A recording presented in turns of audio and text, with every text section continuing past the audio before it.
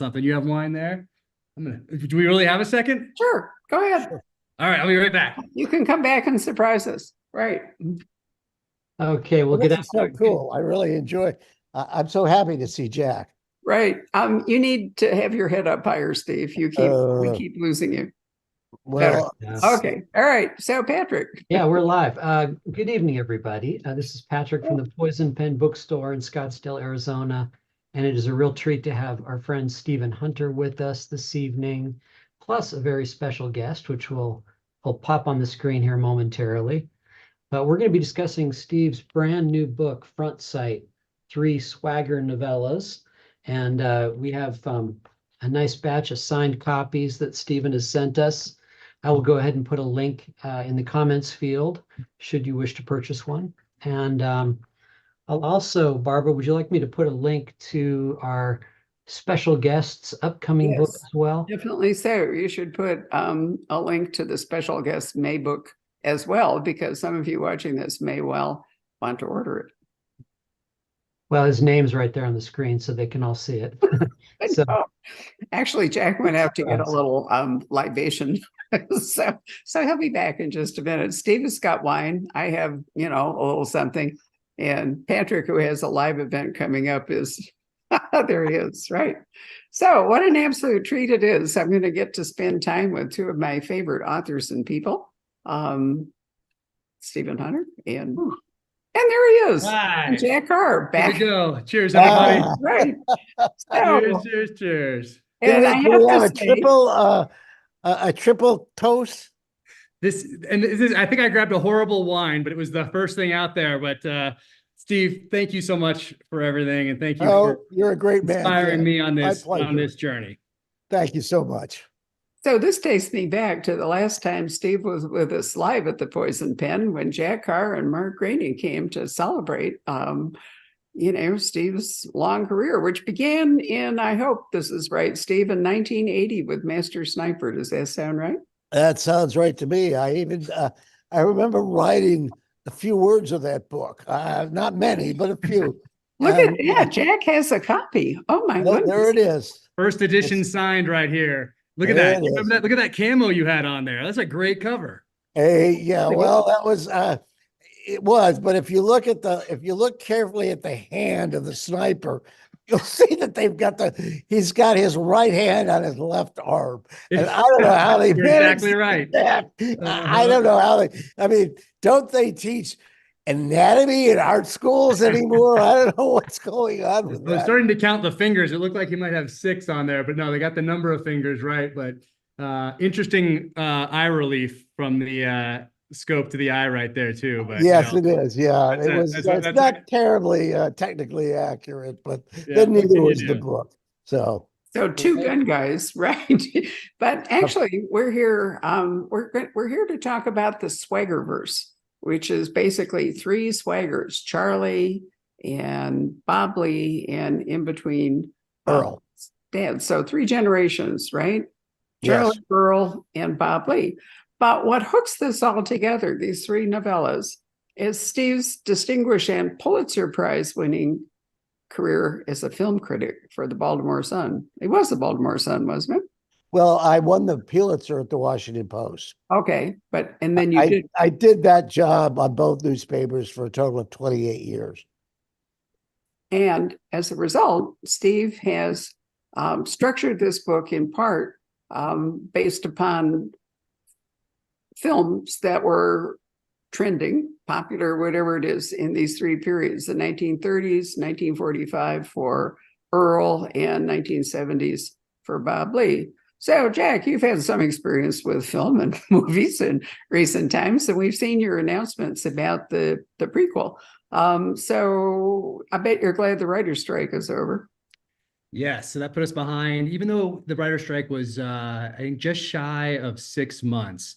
It put us behind probably about a year, just because of all the compounding variables, I guess is the best way to put it, associated with having to put things on pause for that long. So I think it'll come out probably a year after we thought it would. We would be done filming by now. It would be completely finished and we'd be in post-production right now if we were on target. But, just like anything in life, you have to adapt and just be thankful that we're all back on track and everybody's back working again. And yeah, there should be some casting announcements coming soon. So it's pretty That's exciting. very exciting. Meantime, it gives you slightly more time to finish writing your book for May. That's what I thought, but it didn't end up working out Not that working way. that way. No, Oh dear. no, it's just chaos constantly around here.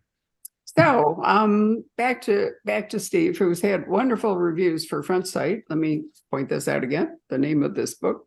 And I'm going to quote one. The excellent latest from Pulitzer Prize winner Hunter showcases 3 generations of the crime-fighting Swagger family in stylistically diverse tales of violence and corruption.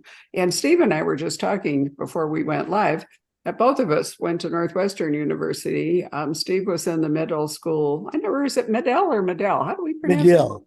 Thank you. McGill. School of Journalism, which my father Yeah. in the 1930s also went to.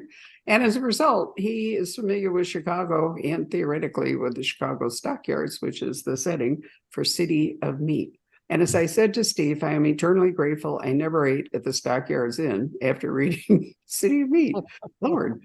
So Steve, talk to us about, what the movie that, the message movie, because you said that you were interested in writing City of Meat to reflect that. Well, just briefly, in order to answer that question truthfully, should I tell the truth tonight or not? Which do you prefer, Barbara?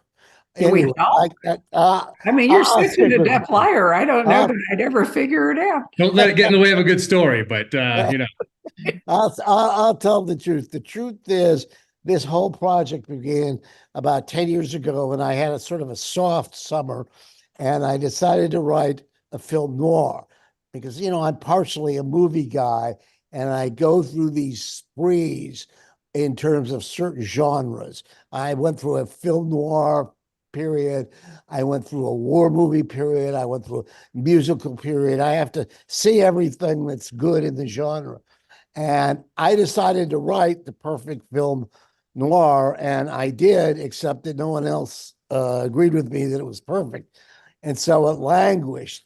And last year I was looking for a new book to do after The Bullet Garden. And it occurred to me that an easy way to get some money would be to take this old screenplay and rewrite it as a novel. And I figured it would take me about 2 days. It would take me about 2 weeks, maybe a month at most. Well, it took 8 months, and it was the worst work I've ever done in my life. It was absolutely horrible. And I ended up rewriting just about, except for the gunfights, every single word in it. I think there's 3 sentences left from the screenplay. And then some people who read it didn't get that it was a film noir. So that's when I added that beginning, in author's note, and I sort of framed it as a film noir. So they would go to it with that in mind. And once I had done that, when I was done with all that, I still only had 130 pages. This is exactly the worst length for anything to be because it's too long for a short story. It's too short for a single volume. So it was then I decided the only way I could get this done was to write 2 other shorter novels, novellas they're called technically, and I could publish the 3 of them. And from there, it was just sort of logical to do Earl and then to go back and do Charles, and then to go ahead and do Bob Lee. Now, I will admit the Charles story really didn't fit perfectly into any particular film genre. And I think I got as close as I could get with the message picture of the 30s, because there were great message pictures in the 30s, because then as now, there were many messages that people felt that they had to express. And, I just was trying to sort of frame the way they approach the story. Framing is so important. If you want a certain effect, it helps so much if you can sort of control expectations before you even start. And that's what I did with these two things, with the two, with the author's note. And the third, I was really stuck for a third one. I knew it had to be in the 70s. And really the most vivid genre of the 70s was Italian horror mystery of a sort called Giallo. And I had just seen a batch of them, and I really liked them, even though they're a little disreputable. And I just sat down and started writing with no idea what the plot would be. I knew what the tropes were, but I didn't know how to put them into any kind of meaningful plot. And that's okay, because most of the Giallo plots are complete nonsense anyway. But somehow it kind of worked out, and it kind of fits together, and it's kind of okay. And so it just shows that, it's better to be lucky than good, believe me. And it was a lot of fun. Writing that one was the most fun of all. Oh my goodness. You might like listening to Quentin Tarantino's podcast. They do a few episodes on the Giallo film genre in the 70s. That's his favorite era of film for Quentin Tarantino. Yeah, he loves Giallo. There's a Mhm. lot of what I would call advanced film people, not to be snooty about it, but a lot of advanced film people like Quentin Tarantino. Another big fan of Giallo is, believe it or not, Martin Scorsese.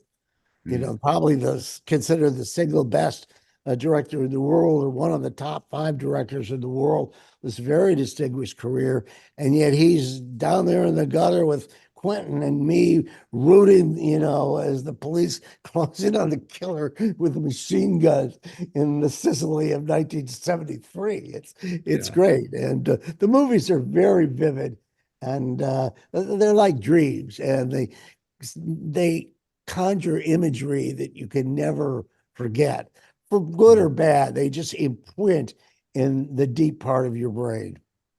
Yeah. Actually, I have this right here. That too. Speaking of films, Oh, right there. that, Oh, yeah. this guy. Yes, I've collected two issues, 2 volumes of film criticism. It's there, take it or leave it. Was I a good film critic or a hack? I don't even know myself. I think some of the pieces are pretty good. I think some of the others, I bluffed my way through a lot of stuff. Let me tell you, I'd see a movie and I'd say, what the hell was that? But somehow in the newspaper the next day, 800 words of more or less coherent English would be printed in my byline. So I somehow managed to get through it. And again, it's who has a better job than the movie critic of a major metropolitan newspaper? And that was in the era when movie critics were special.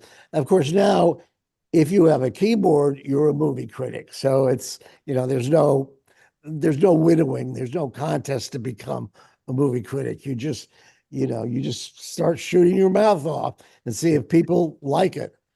Even if they don't, you keep going because you like it, and that's the point. Yeah, it's quite remarkable. The Rotten Tomatoes, seeing the critics score on things Yeah. versus the audience score Well, on I things. actually think that's had a pernicious impact on the little professional film criticism that's left. And that's because everybody becomes immediately aware of what New York thinks. And Mhm. nobody wants to be out of step with New York. And so there's a lot of, I think, there's a lot of people whose fundamental impulse is to conform. And nobody wants to always be the outlier. And that's probably, if film critics were freer to write without influence and without awareness of what the consensus was, I think that as a journalistic genre, the art would be somewhat improved. So did you But see yes, the bitter old Academy? man. Did you see the Academy Award? You probably did. Nominations, in which I gather there were some real surprises as to. Yes, I'll be honest with you, Barbara.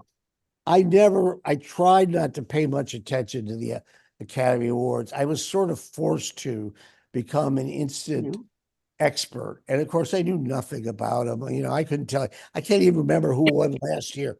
I can tell you who won the Super Bowl. I can't tell you who won the Academy Award for Best Picture.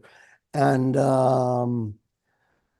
yeah, there were some surprises. I saw that it seemed to me that Barbie, the director of Barbie, got shafted, and Margot Robbie, who played Barbie, I'm surprised that she'd get a Best Actress nomination. But you need an Oscar nerd.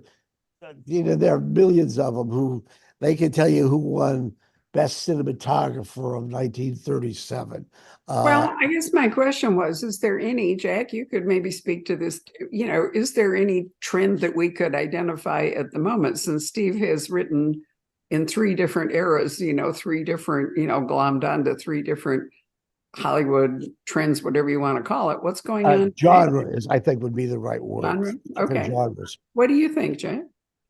Well, I've been locked down, so I didn't even see any of these announcements because I am only surfacing because Stephen Hunter is launching this book today. So that is the only reason I'm picking my head up from actually writing. So I have not seen any of that, but it's interesting to see and kind of be a part of it now, having been a fan from the late 70s all the way through the 80s, all the way through the 90s, but mostly the 80s. That's my formative time. 1985, I would say, was my pivotal year when I really started not just when I was watching the same type of movies I like today and reading the same kind of books that I like today, that I write today. And so that was a very pivotal time. But then to see that shift to become an author and as a child to have thought about writing something that gets turned into, at the time, a feature film, but then kind of come of age in this profession now where the streaming services are so strong, and then now are also having to kind of reorganize based on a few years of really spending a lot of money and really greenlighting a lot of different films, just getting volume out there. And now seeing that change up a little bit, becoming more selective, becoming very more aware of their budgets. And so being a part of that all now, I think, for me, is fascinating, because you have to adapt. And that's what I did on the battlefield to the enemy, was constant adaptation. So now I'm doing it in an industry where if I mess it up, no one's going home in a body bag, so that's okay. I can just fix it the next day and learn from it and move on. But it's very interesting to be adapting my books, and then also I'm involved in a few other projects now in Hollywood, and just to see how those all come together and how it's changed just over the last 5 years. So if you're really looking at streaming, what you're seeing is that there's a big true crime trend. And, you know, interestingly, guys, in crime fiction, I don't know if you've noticed it, you can't because you're too busy locked down writing. But you know how we used to have a private eye, and the private eye, you know, or the police guy would be the investigator and pushing it forward. The new thing in crime fiction is the podcaster, because the private eye is kind of, you know, the gumshoe isn't really a gumshoe anymore, right? He's a computer nerd. And I think this podcast thing is, I mean, podcaster as lead character is fascinating, but I'm also noticing the huge amount of true crime on streaming. You know, it's every week the New York Times will list a whole bunch of stuff, and an enormous amount of it is, adapting true crime to television and all. So what do you think the appeal of the terminal list has been? Is it our desire for a hero? Are you replacing Superman with Jack Reese? No, I think it's a kickback to those days I talked about earlier, where you have in the 80s, except with maybe some better weapons handling, a little more authenticity, but still to those same kind of stories where you're rooting for somebody, and it's the one man against the system, whether that's Rocky or a Rambo or whatever it may be. It's the one man against the system, and who has some friends to help him along the way, who has a mentor to give him some advice along the way. Like all those elements that have been part of storytelling from the days when we were telling stories around campfires, not even campfires, around fires, to pass on the lessons of the hunt and of warfare, to keep those lessons alive for future generations. Really, That's what people, I think, crave now more than ever, without a message shoved down their throat. And honor the story, not some sort of a message or some sort of alternate type of a focus, but just to honor the story. And that's what I always come back to, because people are trusting us with their time, whether that's reading these novels, reading this book right here, or watching the show. It is time that they're never going to get back. So when I'm writing, I don't know if Steve, if this is the same for you, I always think about honoring that story. I don't think about trends. I don't think about if I'm going to lose an audience or gain an audience or whatever it might be. Am I going to upset somebody? Is Simon and Schuster going to push back, which they never have on anything, by the way? It's complete 100% creative control, but I always think about honoring the story, because by doing that, I am in turn honoring that person who is spending time in the pages of this book or watching the show, who's never going to get that time back. So that's kind of what my North Star is. Well, I would agree 100% with that. I am proud of my career, not that it's been wildly successful or anything, so much as the fact that it's lasted. This will be my 44th year as a published writer, and to be still in demand of some sort or other at the age of 77 is very pleasing to me. And I would attribute that to the, again, I was drawn from a very early age to the story.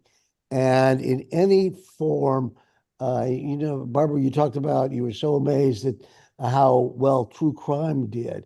But true crime is story.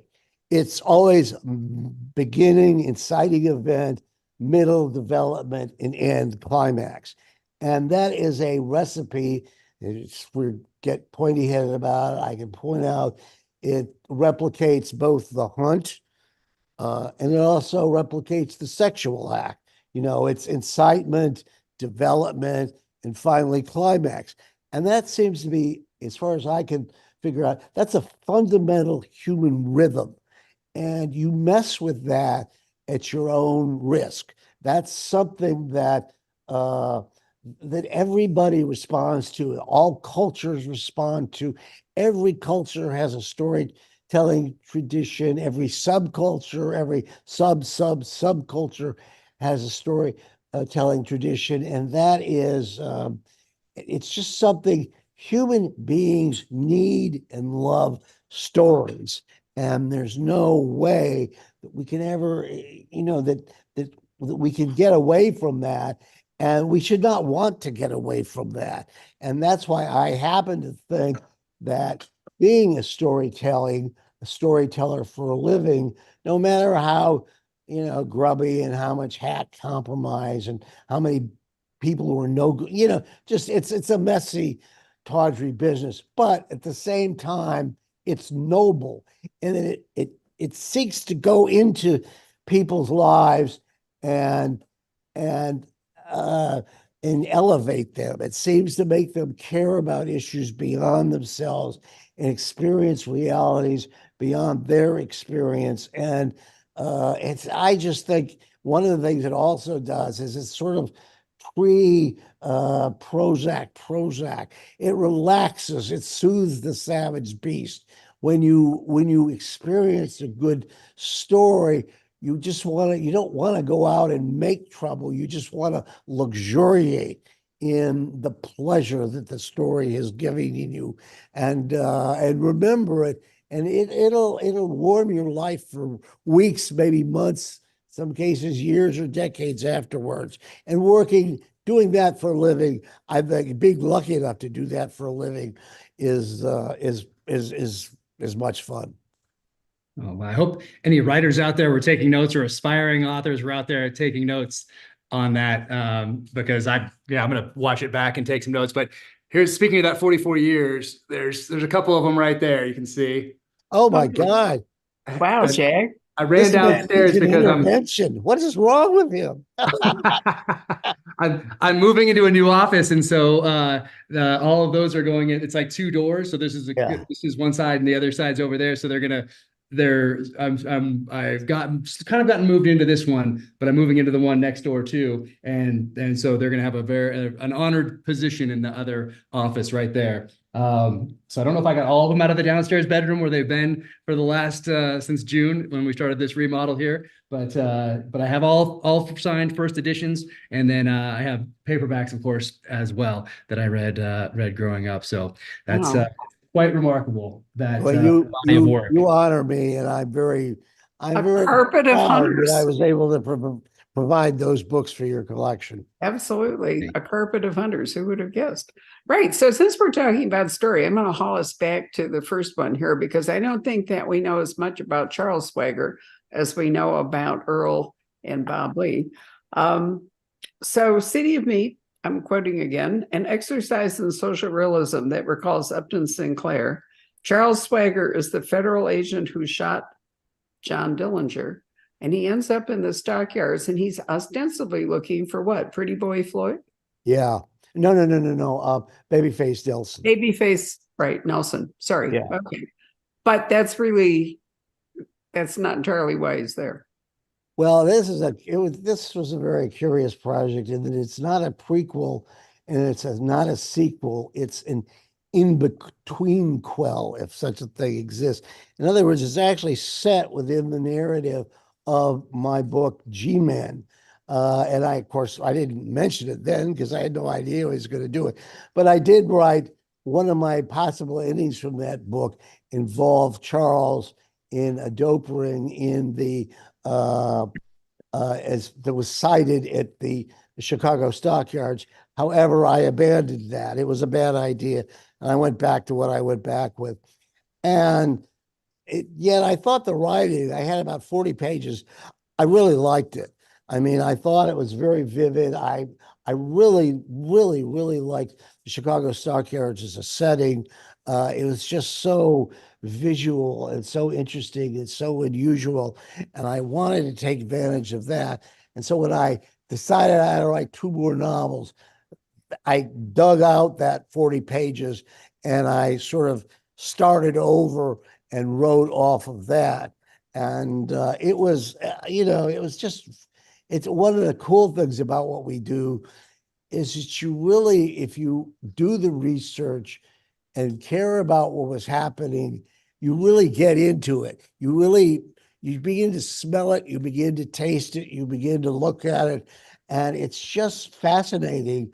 Someone said to me, how did you learn so much about the Chicago stockyards?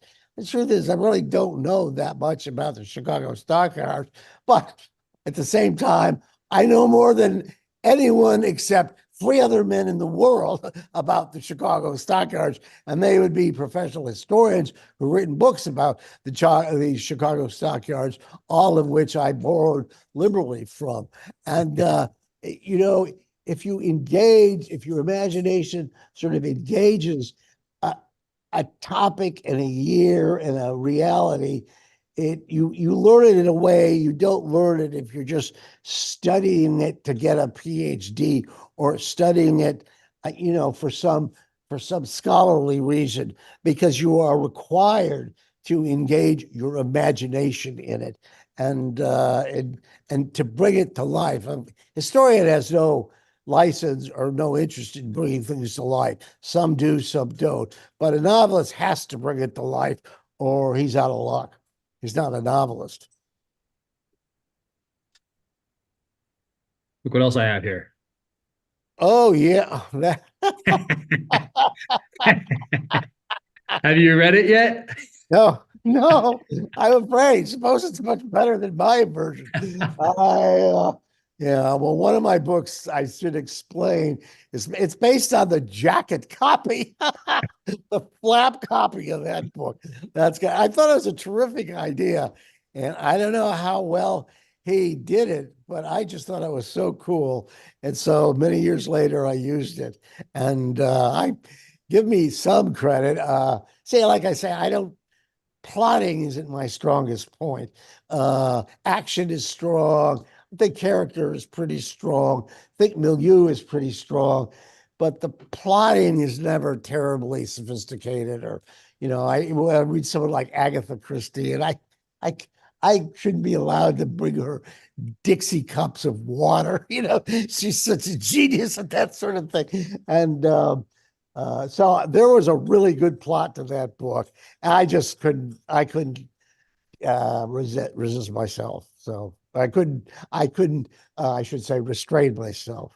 Yeah, yeah. I need to send one to you. That's what I need to do. Is I gotta track a good copy down Have you read it, your Jack? way. I have not. I've only read the Jack Okay. copy, just like you. Yeah. And I'm waiting for you to read Help it first. yourself, my friend. Dan, can you hold it up so we can actually, I can't really see what it is. Oh, there we go. Of a thin You skin remember that, Barbara? by Patrick Alexander. No, I haven't. No. This- I and wonder. that- I wish I could remember the name of the book that I wrote using that plot. I don't want to mess it up, so I won't say it right now because I'll get the wrong one. But Okay. let's see, this is 1976 is Yeah. here. So yeah. Yeah, So, and all of I, you- in fact, I started the book that would become The Master Sniper the next year, but I almost started that book then because I like the plot so much. But I put that off for another few years. Still Yeah. wish I can remember the name of it. I can't. Well, it So you were watching this and found out that Jack, who is a distinguished author in his own right, is also a real bibliophile. And one of the things he does is he collects books by his favorite authors. So he has Stephen, he has David Morrell. Who else have you really gone into collecting, Jack? Well, I wanted first edition. My first was getting Stephen Hunter's.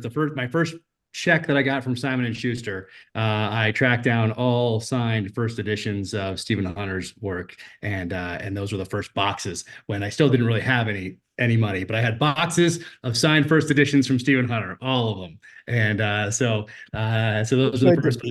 David Morrell's. I don't deserve that, but go ahead.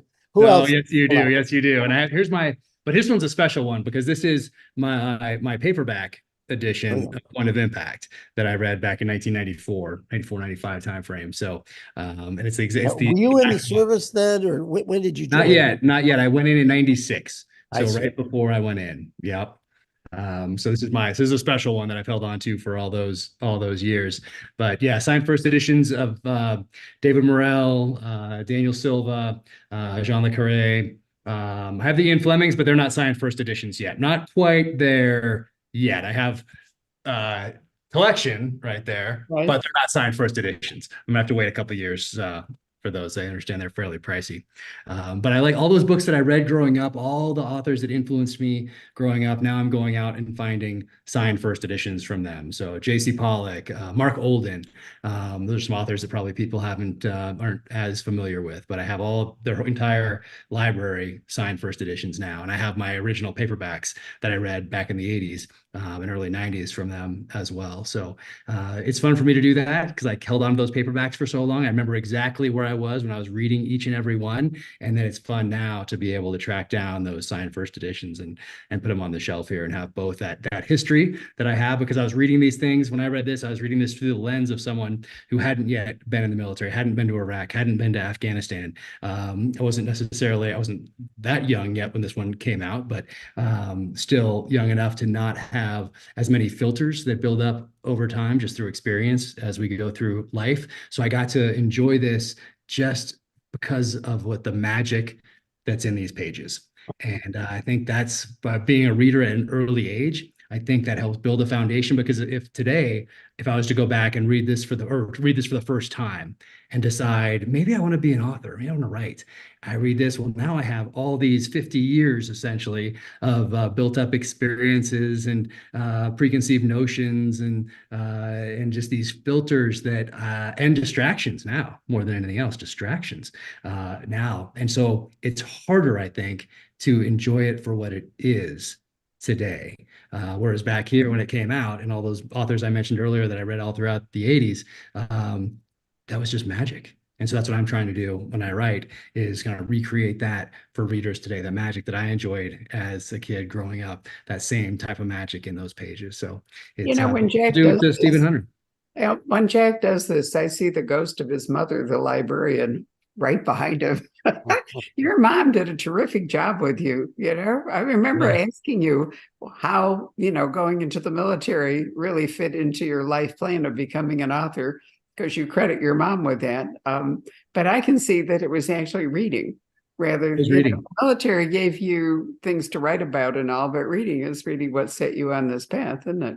Oh, absolutely. On both paths, because I'm reading books that have protagonists that for most of the time served in the military. And so I'm reading it a lot of the times back in the 80s and 90s because of that. Oh, so Stephen Hunter must have done some research into the Marine Corps because he's Stephen Hunter. So I'm getting that out of here as well.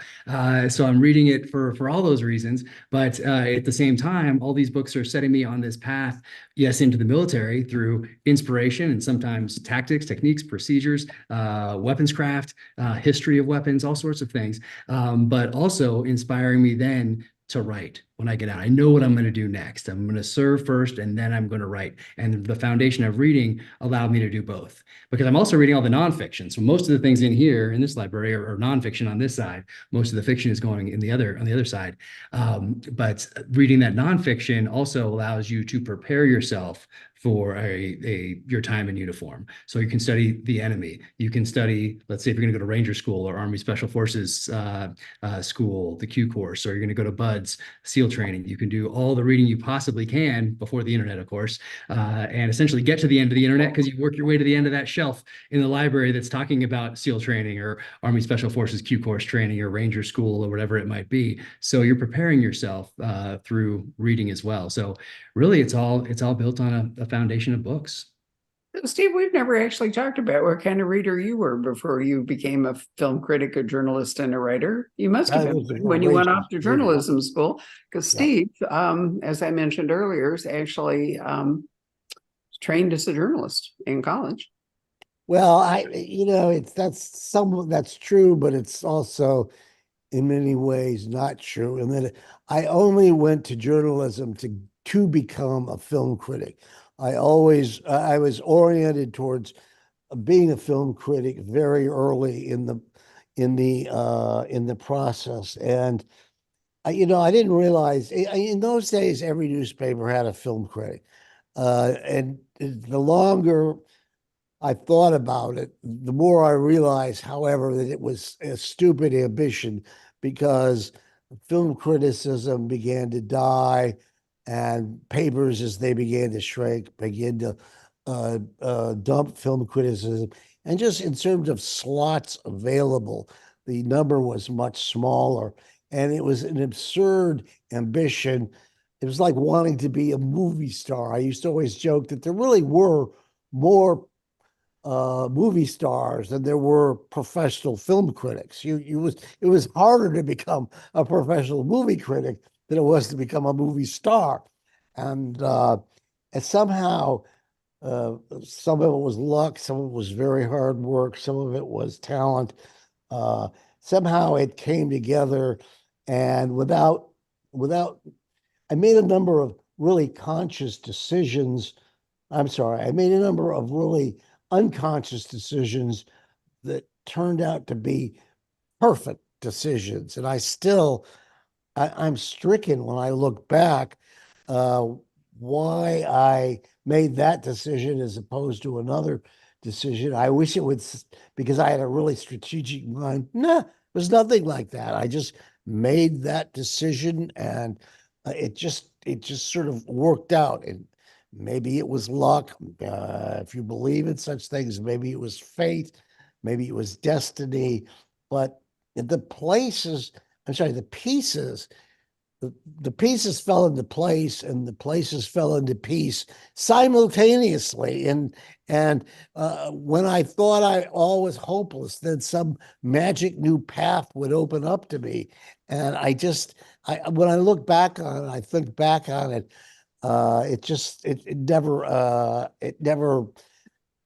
it astounds me that I had such gall to have that as a goal, and yet somehow I managed to achieve it. I don't know. I can't really explain it.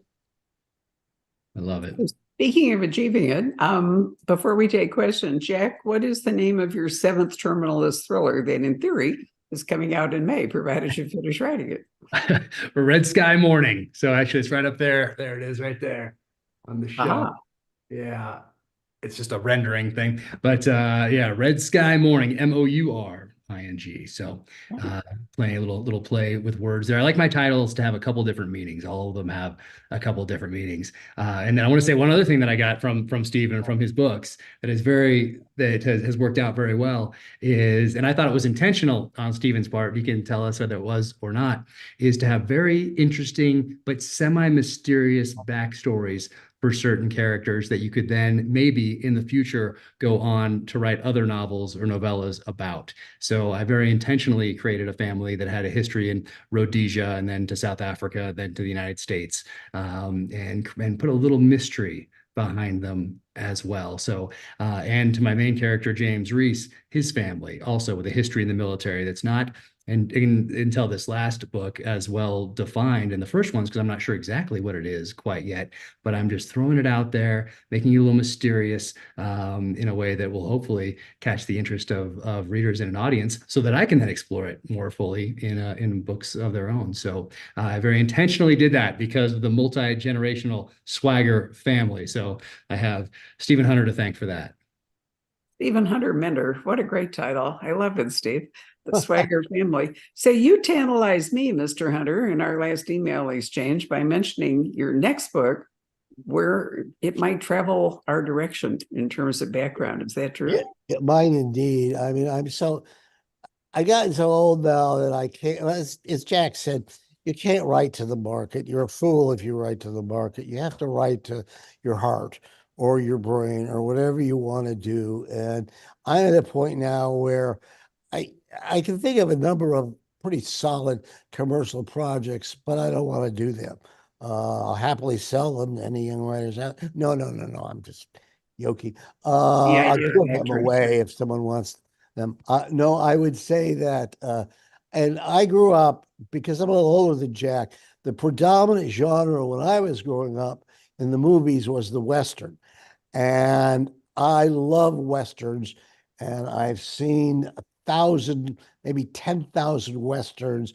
I love the look. I love the iconography. I love the variations on the themes. If only I could figure out which way the horse goes, I'd be much. Anyway, the part of it is I've decided to do a Western, and I've come up with a fairly contrived way of putting it in accord with the Swagger mythology, and it'll be another. He will be a Swagger, and to sort of keep the. I have to get very tricky in order to get the genes right, and so he's a former Civil War cavalryman who actually had a child when he returned from the Civil War. And then he went west, but the child stayed behind. And it's that child who bears the genes and is ultimately becomes the father of Charles. Although we don't make a big, that's just for people to understand that that line continues through Arkansas. But I moved Jack Swagger, I move him to southeast Arizona because it's both close to Mexico and it's also very hilly. And it's my own private West in that the rivers go where I say they go. The towns are called what I say they're called. The mountains look like what I say. I can't make a mistake because there's no reality. It's not based on anything except, I hope people greet this with some affection. It's based on a fabulous, fabulous Japanese samurai movie from 1962, Harakiri by Kobayashi. And I've always thought that was one of the sort of, as I say, I steal plots. And that was such a cool plot. And when it occurred to me to do that, that's when I decided to go ahead with that to write the Western. And I'm having just so much fun. They seem to like it at Simon and Schuster, though you never know. Maybe But they speaking didn't. of Simon and Schuster, one of the Yeah, things I really love the about check's this. clear. That's the only thing that really matters, right? So, as I said, I have followed Steve's career through You've been so various good to me, publishers, Barbara. I and must I say. right, I do think it's wonderful that Steve and Jack have now ended up in the same publishing house, which I think is, it's a lovely kind of a circle. Because, right, Steve, we've been together since Exactly. And Emily is 1989, so our I've met editor. you. Now, I Yeah. have to say, Jack has the advantage over me in that, I mean, like everything else, publishing has become, it's no longer site specific.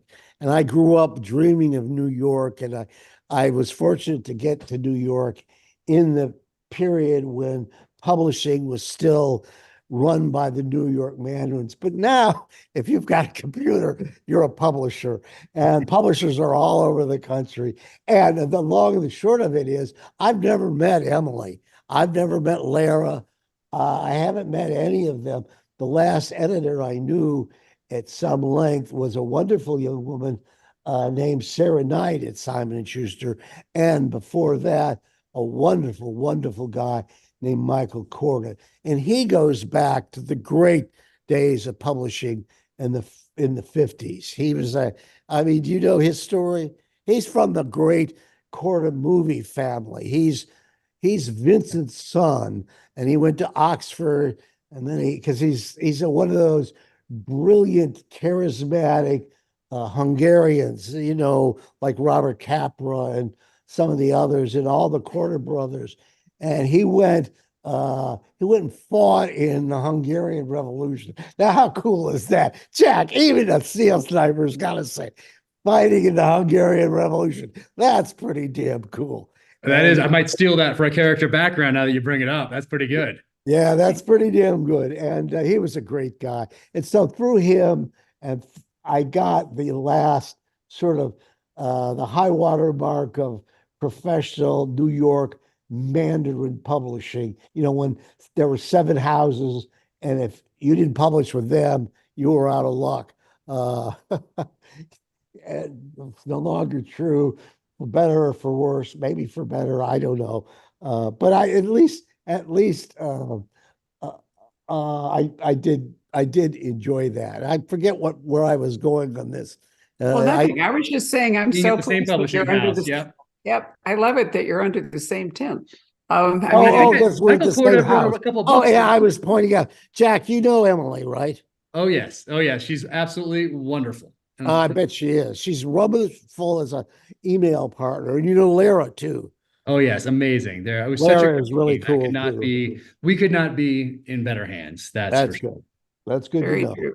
So I'm going to call up whether it's Patrick or possibly Jacob is hiding behind the screen to see what questions we might have from the audience. Well, Stephen, I think did Michael Corda write a book or two along the Oh way? yeah, he continues to write. Yeah. I think I have one right Yeah. here. Does he have? He has a new book out about the war poets of World War One Oh, called really? Roots of Fire. Jacob, is that you? Or is that Patrick? Which one of you is it? It is you, Jacob. All right. So Jack comes back. We will field some questions here. I know I have one right there. I know I have one right there, but I haven't. It's not quite organized the way I want. I got everything upstairs from a couple levels down, so I got to work out, and they're all there, but they're not exactly organized the way I want yet. I can't wait to find out what Jack actually is intending to do with this library, because at some point, he's going to have to decide, what happens to it. Maybe endow his own library in Park City, Utah. I love it. So, Jacob, what do we have in the way of questions, if any? Looks like we've got a few here. Speaking of which, Renee wants to know how many books you can fit in your library, Jack. Always one more. We always used to say that how many people can you fit on a helicopter in Afghanistan? And it's always one more. So same thing. We'll just keep expanding. Steve Landry, I'm sorry. Jack, how cool is it that Bob Lee knows you? Pretty cool. I mean, dream come true.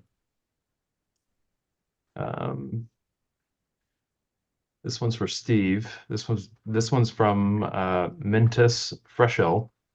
You don't have to go down this rabbit hole if you don't want to, but what is Hunter's real opinion about the JFK assassination? He researched it for a BLS book.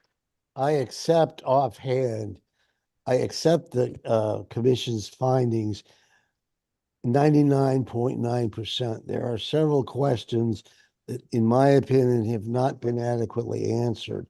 And one of the thoughts I've always had is that because we still own that rifle, that is the actual rifle, I would like to have the rifle retested.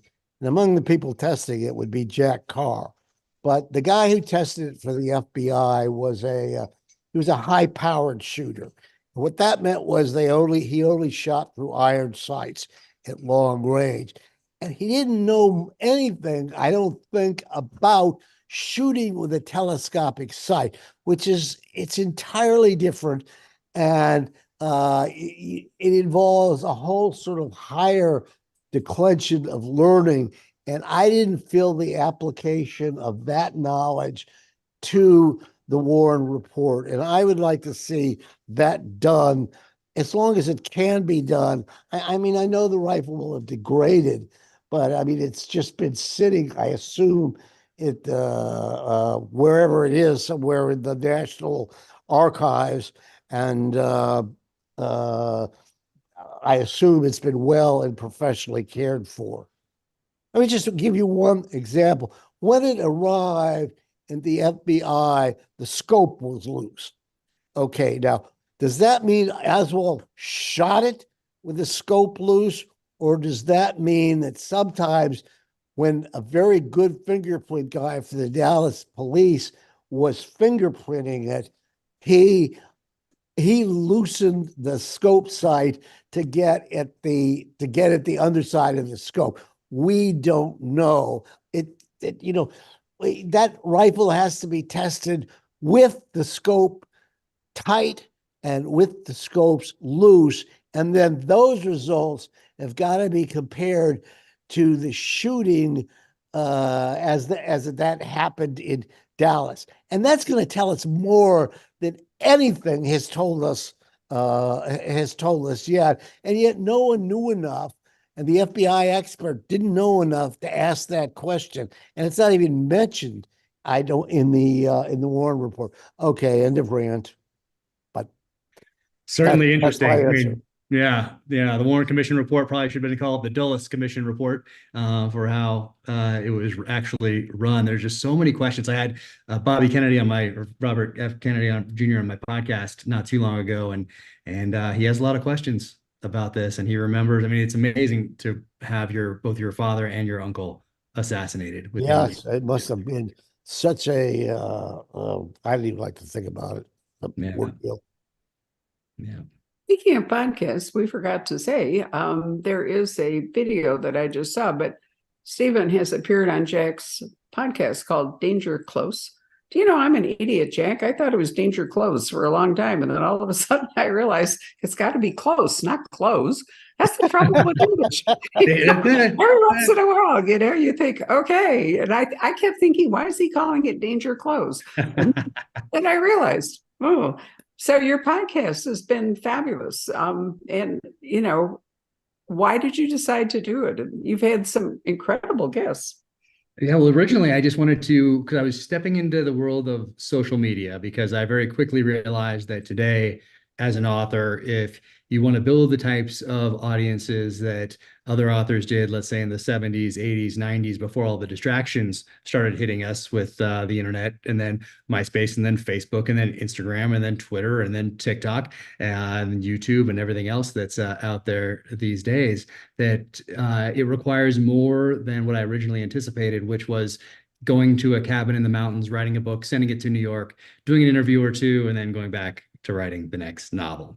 And I very quickly realized in the lead up to publication of the first one that that's not quite how it is these days. If you want to build an audience, if that's important to you, readership. So I started waded into social media, waded into having a website and all these things. And I started getting so many questions on the social channels that didn't lend themselves to a one sentence answer. I don't know if anyone's mind has ever been changed in the comment section of YouTube, Facebook, or Instagram. I suspect not, or if anyone's had, very few. Let's go with that. Let's go with very few people. So instead of answering some of those questions in the comment section of social media, I thought, why don't I just do a podcast? And I'll take some questions. I'll have some guests on, but it'll be a way to answer some of those questions. And then very quickly, it got much bigger than that right out of the gate. So I've had some very interesting guests on. I've learned a ton. Stephen was kind enough to come on, and so now it just continues to grow, and I have different guests on each week. And now I'm bringing it all in house though, so it's one that drops tomorrow. Is my first one in house. I'm redoing the podcast studio out there, redoing the cameras and the lights and everything else, because you always have to improve. Just like this next book has to be better than the one before. Same thing with everything that I do. So always constantly improving. So this it'll be a couple that I'm doing here from this office until that remodel's done out there, and then move out back there with a new look and feel, new improved podcast. So that was probably way too long of an answer for that question, Barbara. No, but since you were brought up by a librarian, you understand archiving. And so what are you using to make, it's the same problem we have. When COVID and Zoom came along, my husband said to me one day, we have a soundtrack. Why don't I just turn it into, it's not really a podcast in the same sense that you're doing, but why don't I do that? And I looked the other day, we've had 268,000 downloads since April of 2020 of these conversations, not the kind of podcast you're doing, but rather, in fact, anybody watching this, you can be able to listen to this conversation and recommend it to other people that way, which tells me that because people are so busy, that actually listening to things for many people is, more compatible with their time than reading. I mean, you can listen while you're driving, you can listen while you're gardening, you can listen while whatever. So do you think that you've tapped into a whole new audience, through that? It's just like audiobooks, Steve, I'm sure that you have all kinds of fans that, prefer your audiobooks to fit into their day. Oh, the audiobooks it's very interesting because first I did other people's podcasts for 2 years, and then I started my own after I started down on this journey. And I think it's a very easy transition to make from listening to a podcast to then getting the audiobook in particular. So I think audiobook listeners and podcast listeners, I think those are I think for a large percentage are the same people. So having a podcast and having that person that relates to you in audio through listening can be very powerful today. So so many people, and I got really lucky with Ray Porter, my narrator, as well. People really associate the voices of the characters with him, and I can see some sales, and I can see how audiobooks do. So people really like the audiobooks.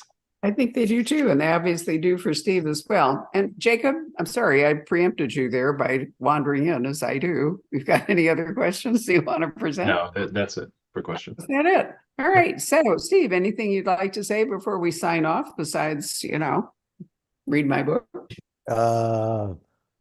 Read my book twice and buy it twice. No. I just, if you're in the mood for this kind of thing, I think it'll satisfy you. And the one thing that Jack and I both represent is the tradition and the belief in heroes. And that's what this book offers. There's the frontispiece or the epigraph of the book. There's a line from Raymond Chandler that I almost used, and someone brought it up to me today, completely unknowing of that fact, but I didn't. I used another line from Chandler. But the line I almost used was, I think it was, he is the hero.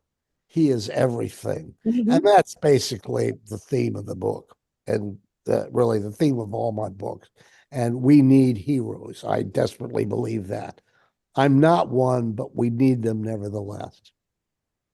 Well, that seems like a perfect note. I wish to end this. Jack, do you have anything to add?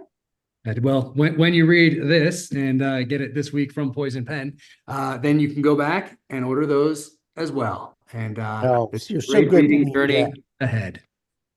I certainly hope you're going to take a photo of that marvelous display of books and put I it sure up. will. I So got to make sure they're all up here, though. I have to run back down to the guest room and make sure I got them all. I got up. I barely got up here in time, and then of course I got to go get my wine, so I Yeah, got there you great go. from carrying all these. well, I'm up. really glad you got your wine because that, all of us. Anyway, thank you all very much for joining us this evening. Greatly appreciate it. It's wonderful to spend time with these two guys. So have a great evening. Good night, Thank everybody. you, Barbara. Jack, it was Thank great you, seeing Barbara. you. Great to We have see to get you. together soon. Yes.